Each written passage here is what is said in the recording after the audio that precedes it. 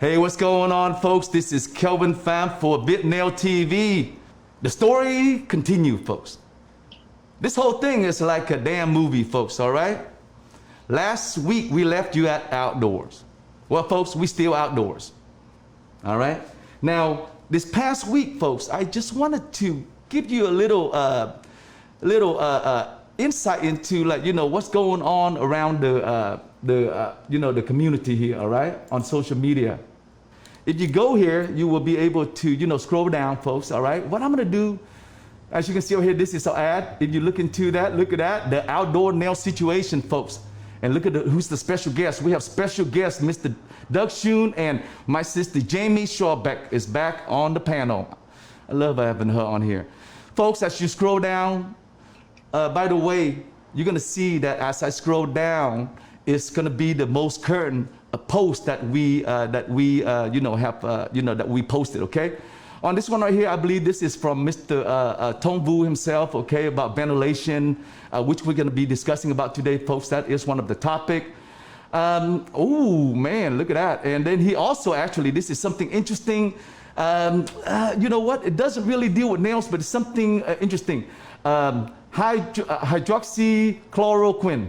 Oh man, I can't believe I said that word and stuff. Anyway, folks, there's something interesting. Now, just a side note, for those of you that saw the webcast last week, folks, I told you my daughter, who seemed like she's coming down with the symptom of the virus, and she's still waiting for a test result, and she's recovering okay, but some of the symptoms she's been telling me that, you know, is very similar to the virus. So I'm very concerned. So I'm really looking into, as a dad, I'm looking into all different type of information for her.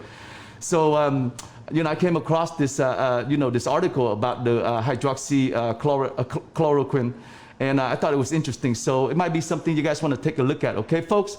Then, of course, as you know, we always have good posts. The posts that we share, we really look into it before we share it, okay? We're not perfect, so there's gonna be some posts maybe you guys might not like or maybe disagree with. It's okay. In that case, please put down your comment, all right? And like I mentioned, today we have two special guests, Mr. Doug Schoon, thank you, my brother, and of course, Jaime. By the way, on a side note, Mr. Mike Vo, you notice he's been MIA for the last couple of weeks. You know what, folks? Let me take off my glasses because I don't look too sexy and stuff, like, you know, with a pirate with the thing, and then I have to wear my glasses because I can't see. You know what I'm saying, folks? Now I look much better. So, folks, I was saying that you notice Mr. Mike Vo has been MIA. Just want to let you know that we sent him on a special mission. His objective is to go find this one, to get this one guest. And he's been working hard on it for the last 2 weeks. And you know what, folks? I'm happy to say that next Tuesday, make sure you join the webcast. We have a very special guest that you don't want to miss, okay? And looking forward to having Mr. Mike Vo back. On that note, folks, I would like for you to meet the group today. What's going on, folks? Hi, Kelvin. Hey, Kelvin. Hi, everybody. Hi, Doug. Hi. Today we have something very important. We're talking about outdoors, my brother. Okay? Yeah, we're talking you know about what? knowledge and doing things with law instead of doing with our knowledge. You know what? Okay, we're gonna have some conversation about that. So you know what? While you be yip-yapping so much, you know, let's start off with you then. Can you give us, Mr. Tong Vu, an update on, you know, on the situation of the outdoors from our last discussion of last week? By the way, folks, I am gonna remove my mask, okay, so I can breathe easier. So Tong, please give us an update, you know, regarding the outside situation. That's it, just the outdoor. Okay, the outdoor situation is another reactive approach. It's reactive. It's not proactive. So it's there, and someone may thought it would be a good idea, but it turned out like it's proven impractical. You know, it may be still doable for some minority. Yes. But basically, it's impractical. But still, it's a step forward than closing completely the nail salon. I acknowledge that it's still a step forward, but still a reactive. It's no planning, chaos. Right. Jaime, do you agree? Do you agree or disagree? What happened? You got shorter, babe? How come you oh man, did you just scoot down a little bit and stuff? Or you put your hair down and stuff because your hair was up? No, I'm here. I'm here. I'm just kidding. Go ahead, I Beth. would totally agree that it's impractical. For the time that we were open, it was very stressful, even with all the precautions we took to work indoors. There was that added layer of stress because even when you're super experienced doing the work, that part of it seemed easy, but we had to think about everything we touched, and just all of that Yes. made it a hassle, actually.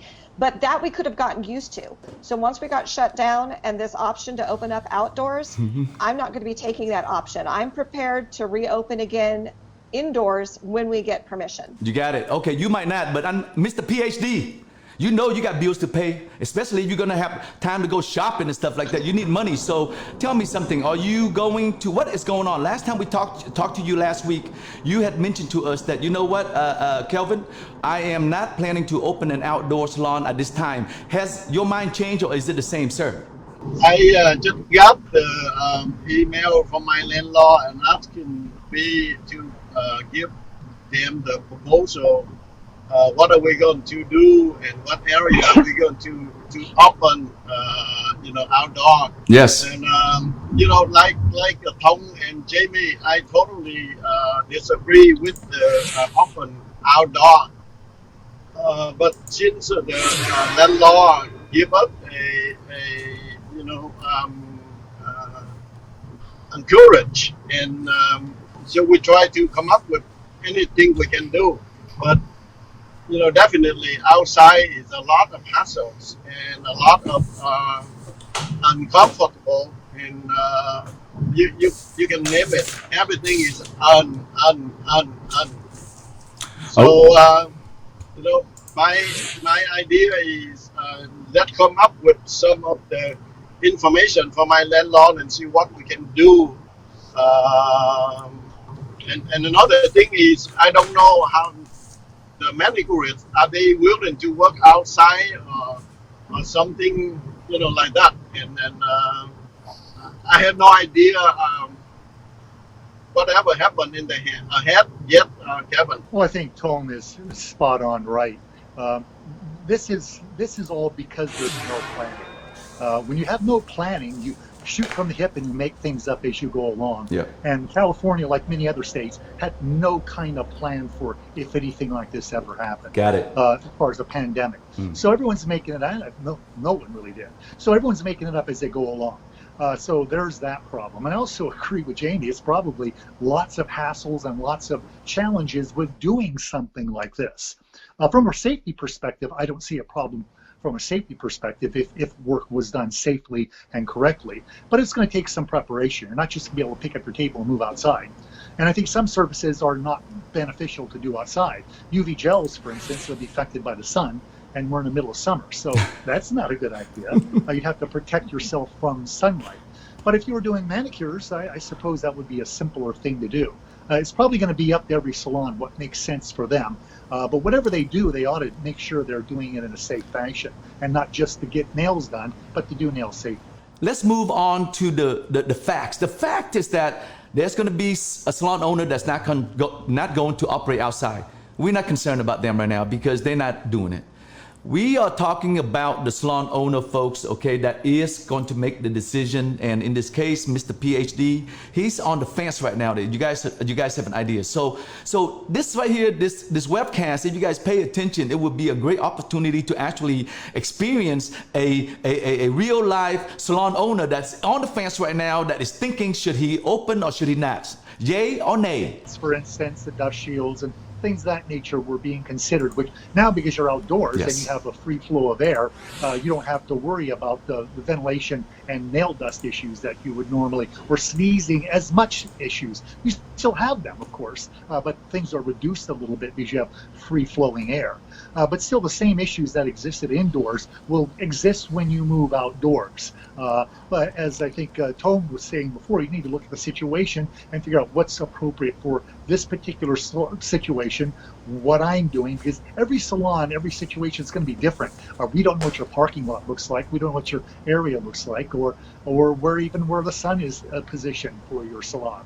So I think it's something that really you have to look at the risk and the rewards yourself based on your own particular situation.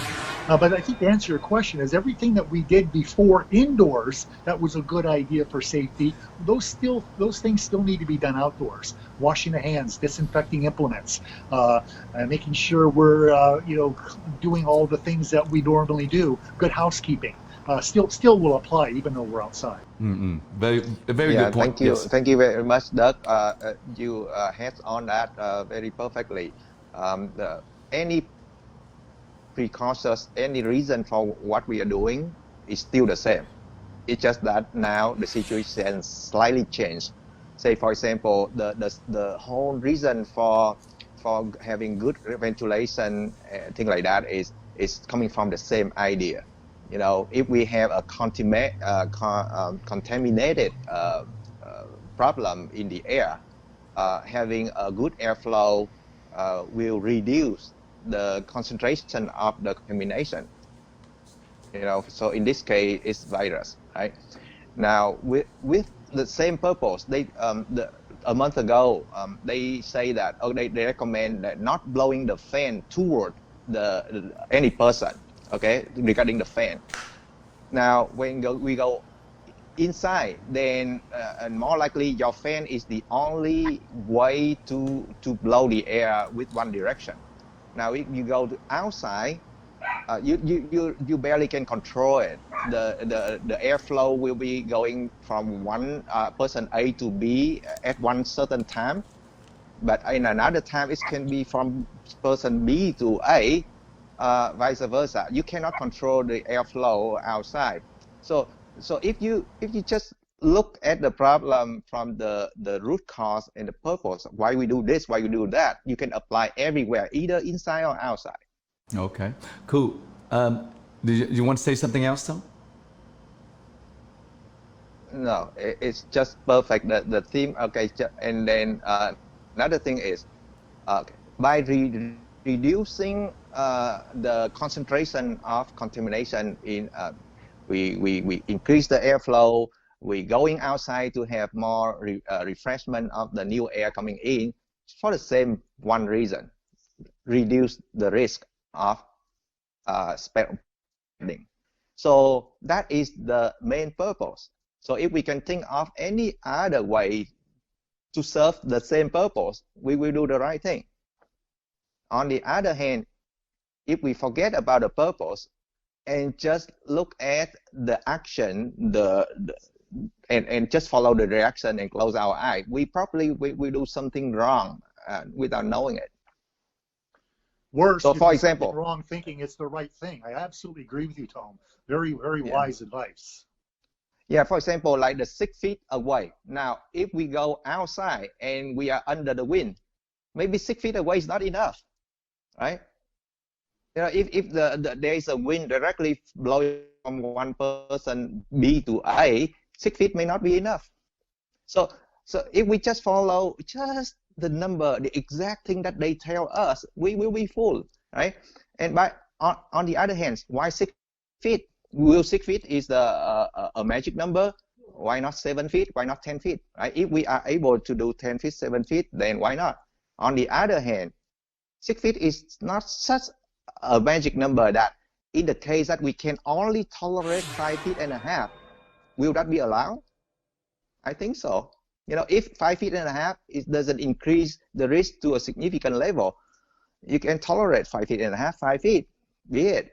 The bottom line I'm trying to say is, if we put our knowledge in and do the same purpose, then we can achieve the same goal without doing exactly what they told us to do. The guidelines and the requirements, those are important, and I think that's why when we received the memorandum from the Department of Consumer Affairs, it went into more explanation of why, for example, shampooing and chemical services were not going to be allowed. It explained that they couldn't have wastewater, running off onto the ground and into the system that would then drain perhaps to the ocean or whatever. So that was one of the things that made me decide not to work outside, is the access to water. That's hugely important. Is we're required to wash our hands repeatedly we'd be having to trek quite a ways to get back into the salon space to do that work of washing our hands, washing our tools, getting ready for the next client. And before we went on air, I know that Doug mentioned that he didn't think safety was as great an issue, and I can understand that. But I think of safety more broadly. I think of personal safety. I think of privacy. I think of my clients trying to relax, and we're going to tell them, well, make sure you hold on tight to your purse because people can pass by, and you can't. There's no way in my setting. I don't have a private courtyard.